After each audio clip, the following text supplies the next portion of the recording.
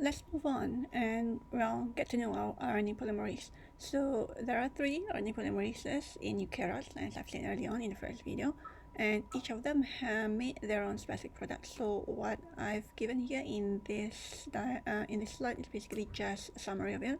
So RNA polymerase 1 basically produces ribosomal RNA, okay, a total of 45S, and so there are three others.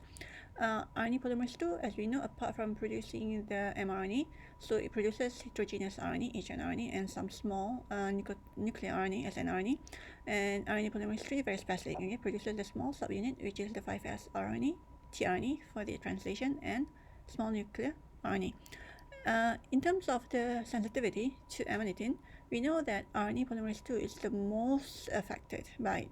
RNA polymerase 1 doesn't seem to be affected at all, and RNA polymerase 2 is only affected at high levels or high concentration.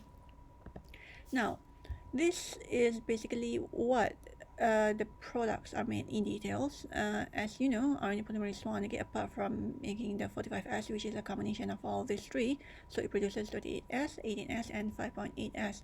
And don't ask me how it comes to be 45. It's actually a very complex mechanism. So RNA polymerase 2, mRNA, snRNA, and hnRNA. RNA polymerase 3, tRNA, 5S, rRNA, and some snRNA. So all these polymerases usually contain 10 or more peptides, and they usually, similar to the polymerases in the prokaryote, it couldn't bind to the promoter by itself, and they would need a transcription factor, which we will discuss in a while.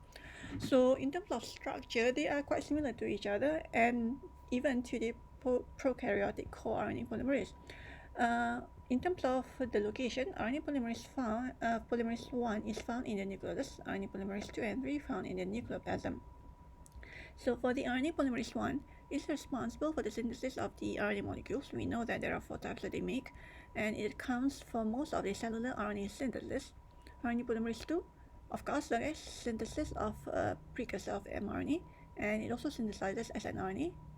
These are small RNA which takes part in the post-transcriptional RNA processing, very crucial. Apart from that, RNA polymerase 2 is the one responsible for the greatest variety of RNA molecules, different types. So RNA polymerase 3 is responsible for synthesis of a variety of snRNA, including tRNA and also 5S rRNA.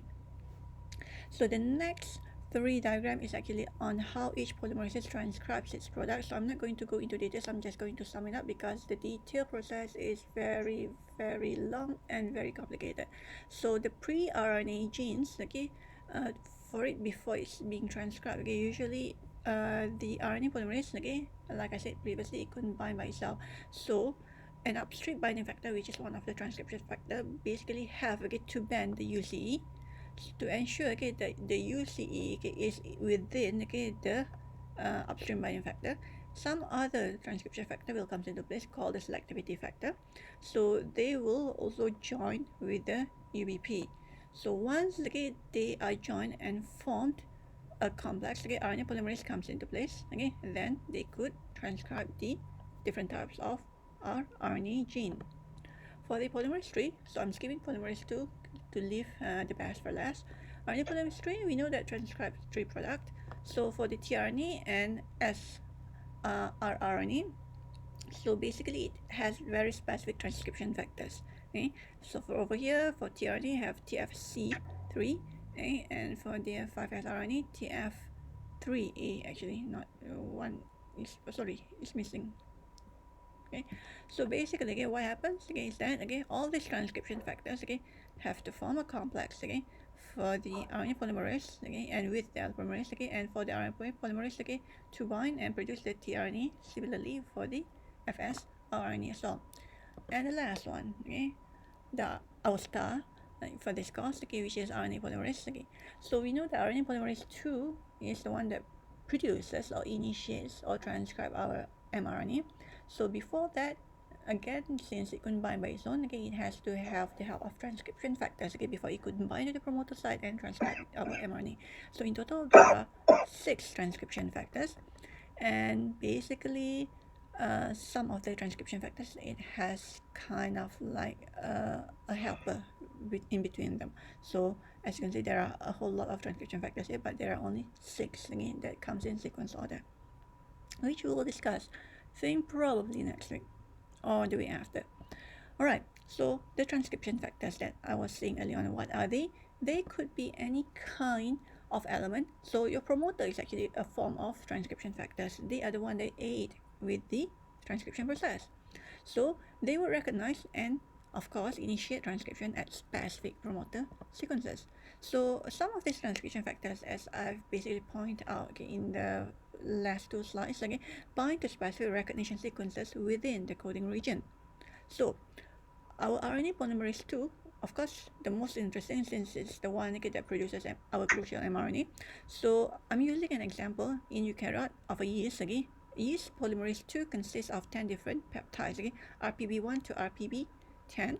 So RPB1 and 2 are homologous to E. coli RNA polymerase beta and beta prime. RPB1 has DNA binding site, while RPB2 binds to the glutide triphosphate. And apart from that, RPB1 also has C-terminal domain, or PTS, PS, YS, is specific domain for that. And 5 of the 7 other polymerases, the peptides, basically have the OH, or hydroxyl. So this is basically hydrophilic and of course, has a phosphorylatable site. Now, the RNA polymerase, it has the CTD, which is essential, and this domain usually kind of like project away from the globular protein portion of the enzyme up until 50 nanometers. So basically, it has a domain. This is actually a domain that would help form globular structure of an enzyme for protein later on. So only RNA polymerase 2, which CTD is not phosphorylated, can initiate transcription. Other RNA polymerases could not. So there is a consensus promoter sequence that has to be recognized, which is the Tata box, and we know there are only 6 sequences, which is very easy, fairly easy to remember, and hope you could remember it back, which is the TATA. And there are 7 general transcription factors required. So now, taking a look at all different types of eukaryotes over here, we shall see, this is in adenovirus, a virus. So we have a chicken, ovalbumin animal, we have mouse, beta globin major, and also rabbit, beta globin. So always, at their side, there would be the consensus sequence, promoter consensus sequence. Now, some of the exceptions, would be certain form of eukaryotes. For example, over here you could see that the rabbit beta globin, it doesn't have the TATA AA, but it has the CATA triple A. Similarly with this, there are variations. So regardless, at least it's if 4 of their sequences are recognized, usually it is marked as the promoter binding sequence. And some form away, or basically some nucleotides away, that's where transcription site will start. Now, transcription regulation, of course, is complicated as compared to the fairly easy transcription in prokaryote, because this is due to chromatin, and chromatin limits access of regulatory proteins to promoter.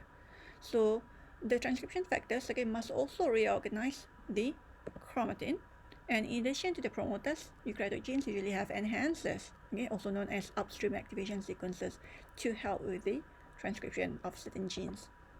So apart from that, before transcription occurs, usually DNA looping will occur. If you remember for the RNA polymerase 1, you see the looping of the UCE elements. Actually, similarly, it happens in RNA polymerase 2 as well. So DNA looping will permit multiple proteins to bind to multiple DNA sequences.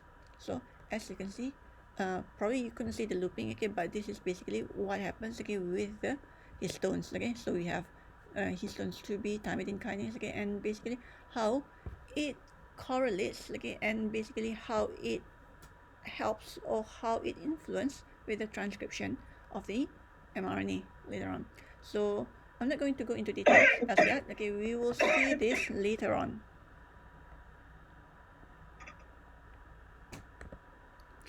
Okay, so to sum up the video number 2, as you can see, the RNA polymerase 2, okay, before the start of transcription, okay, usually, okay, it will form a loop. Okay, so like I said earlier on, so looping basically enhances or allows more transcription factors to come into place, okay, more protein, okay, to bind to it to help with the transcription.